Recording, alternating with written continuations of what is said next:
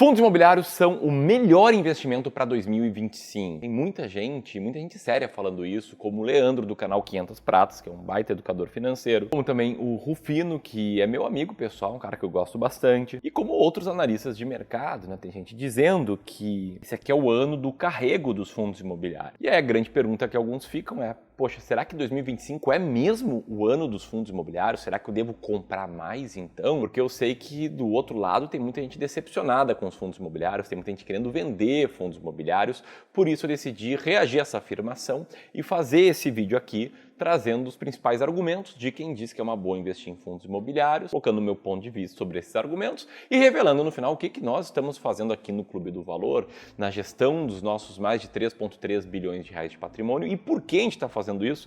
Meu intuito aqui é te ajudar a tomar as melhores decisões possíveis com o seu dinheiro. E se você acha que esse vídeo vai te ajudar nisso, deixa o dedo no like e presta muita atenção no que eu vou te falar. Eu assisti aqui alguns vídeos, alguns materiais do pessoal que está comentando que fundos imobiliários acabam sendo a melhor classe de ativos, o melhor investimento para 2025. Eu separei aqui dois principais argumentos. Tá? O primeiro é que os fundos imobiliários têm a melhor relação entre risco e retorno, e o segundo é que vale mais a pena investir em fundos imobiliários do que numa Selic a 12% e subindo. Eu quero entrar aqui nesses dois argumentos com calma, começar pelo argumento do risco e retorno. E aí qual é a lógica, tá? A lógica é que se você pegar e sair do mundo dos fundos imobiliários e ir para o mundo dos imóveis, que, claro, são mundos muito próximos, porque um fundo imobiliário, um fundo de tijolo, nada mais é do que uma carteira de diferentes imóveis. O que a gente tem no mercado imobiliário físico? Tá?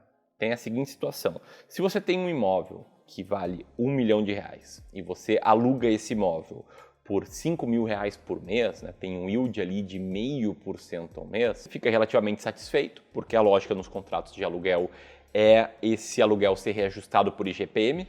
Então, eu sei que parece pouco, 0,5% ao mês, mas é 0,5% ao mês mais IGPM, né, que é o índice de inflação que muitas vezes fica acima do IPCA. E aí tá tudo bem.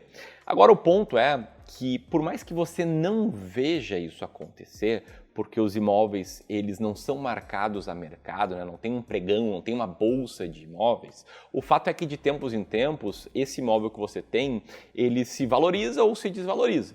No cenário atual, no cenário de mais crise aqui no Brasil, com taxas de juros mais altas, é muito provável que um imóvel que você tem aí, que comprou por R$1 milhão, que aluga por R$5 mil por mês, tenha passado a valer cerca de 800 mil. Quem indica isso é o mercado. Só que nesse caso aqui, o teu inquilino não vai te ligar e falar o seguinte: poxa, aí ó, seu Ramiro, eu vi aqui que o imóvel se desvalorizou e como o aluguel é 0,5% sobre o valor do imóvel, eu quero baixar meu aluguel de R$5 mil por mês para R$4 mil por mês, porque o imóvel agora vale R$800 mil.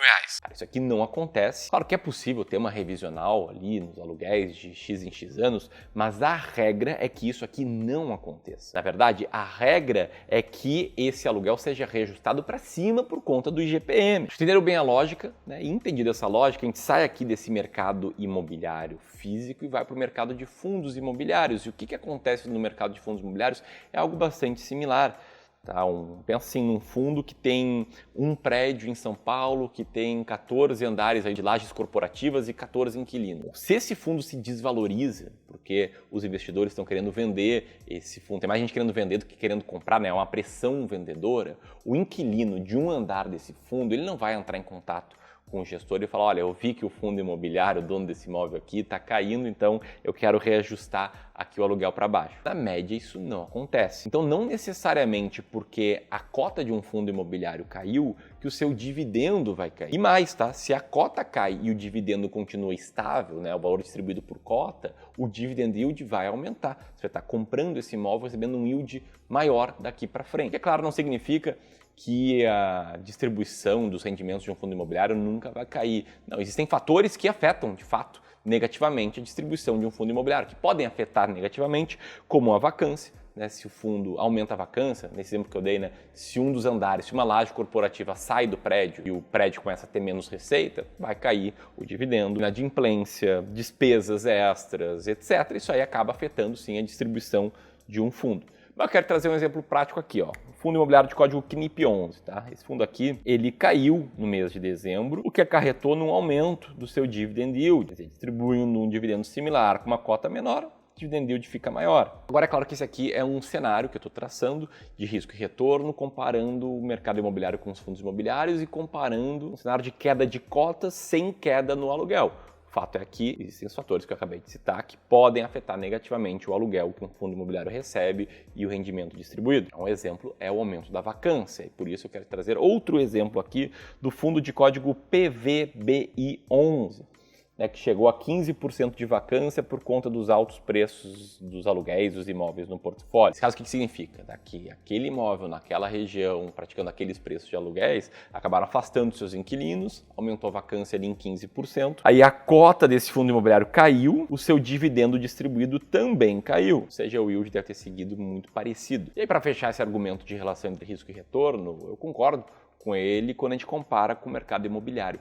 Eu não vejo investidores em imóveis físicos desesperados para vender os seus imóveis agora, no momento de crise econômica, na média, é claro. E comparando ambos os mercados, eu vejo que no caso dos fundos imobiliários, o seu risco de ter uma queda significativa nos rendimentos recebidos, nos aluguéis recebidos, é menor do que no mercado imobiliário, porque na média, com, por exemplo, R$500 mil, que seria aí um valor para comprar uma laje corporativa de determinado tamanho numa capital do Brasil, você consegue montar uma carteira extremamente diversificada de fundos imobiliários. Esse aqui é o primeiro argumento, trouxe um pouco aqui sobre ele. E eu quero ir para o segundo argumento, que é a comparação de fundos imobiliários com renda fixa, em especial com Tesouro Selic, hoje rendendo aí mais de 12% ao ano e com perspectiva de alta. Uma comparação que eu sei que muitos investidores fazem, não à toa. Esse contexto em que o mercado de fundos imobiliários, ele cai nos últimos 12 meses, ele cai nos últimos 6 meses, ele cai nos últimos 5 anos. E aí essa dúvida surge para o investidor PFC, para o investidor pessoa física comum. Inclusive ela surgiu recentemente aqui no clube quando a gente fez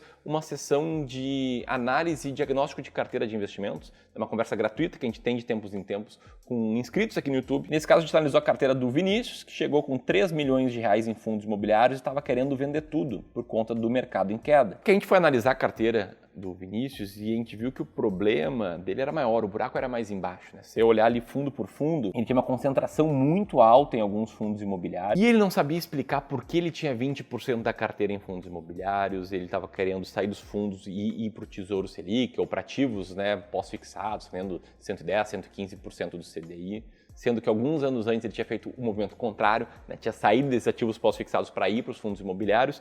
E basicamente o Vinícius, que é um baita empresário, conquistou um patrimônio muito grande, ele não tinha tanta noção sobre o que fazer para comprar um ativo, quando comprar e quando vender um ativo, porque ele não tinha tempo, ele não tinha conhecimento nem segurança para tomar decisões de investimentos. O que ele precisava, a gente identificou aqui, era receber um plano completo para a carteira dele, né, ter um desenho de alocação, um desenho-alvo de como é que ele deveria investir esse patrimônio, porque assim o cara sempre vai saber qual é o momento certo de comprar e de vender. E o ponto é que você pode ter acesso a esse plano, a um plano de investimentos com uma alocação de ativos clara para te ajudar a tomar decisões de compra e de venda sem qualquer custo. Para isso, basta você pegar o celular e apontar para o QR Code que está na tela agora ou apertar aqui no primeiro link na descrição e agendar essa sessão gratuita de consultoria de investimentos, de análise e diagnóstico de carteira, que nada mais é do que uma conversa de 1 hora com um profissional sem custos e que vai otimizar seus investimentos, como aí comenta, por exemplo, esse seguidor que passou por essa sessão recentemente, que achou ela bem bacana, principalmente para quem investe e não tem tempo. Beleza? Primeiro link na descrição para agendar essa conversa. A gente tem algumas vagas ainda para essa semana. E entendido isso, vamos lá para o segundo argumento de que vale mais a pena investir em fundos imobiliários do que no Tesouro Selic. Esse argumento aqui é usado por quem diz que 2025 é o ano de investir em fundos imobiliários e é um argumento que vai na contramão da maioria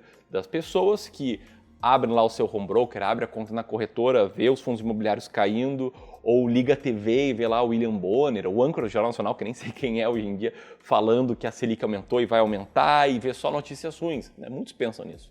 Para que correr risco e ter dor de cabeça comprando esses ativos que só caem se eu posso ir para o Tesouro Selic? E aí fica a dúvida, né? O que vale mais a pena pensando em retorno? Renda fixa pós-fixada, um Tesouro Selic da vida ou fundos imobiliários? E eu vou trazer aqui que essa é uma pergunta extremamente perigosa por conta de 3 motivos. Eu vou te revelar o que a gente está fazendo, tá? Um passo para trás, é importante você entender esses 3 motivos aqui.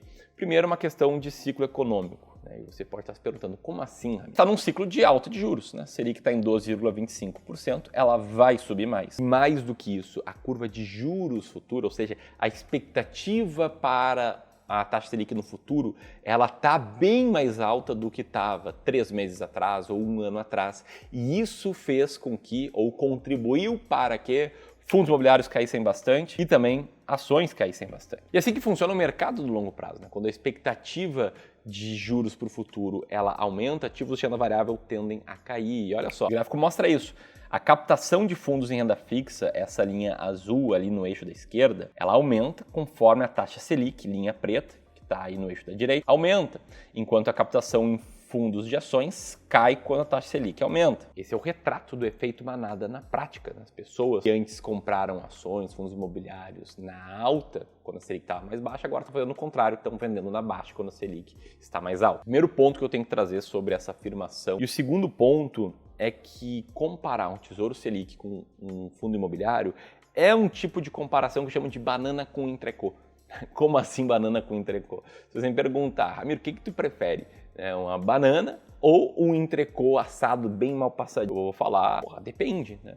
Para comer no café da manhã, uma banana. No lanche da tarde, uma banana. De noite, com a família, ao redor do churrasqueiro, um entrecô. Não é uma coisa tão comparável assim. E por que eu trago isso? Porque ativos de renda fixa, pós-fixado como Tesouro Selic, são ativos com risco baixíssimo, perfeitos para serem investidos no curto prazo, para planos de médio prazo e também para ter na carteira de longo prazo se você tem um perfil de risco menos tolerante ao risco. E isso me leva ao terceiro ponto, que é que você não precisa escolher entre uma classe de ativos ou outra, elas podem coexistir dentro de uma carteira de investimento, uma carteira de longo prazo.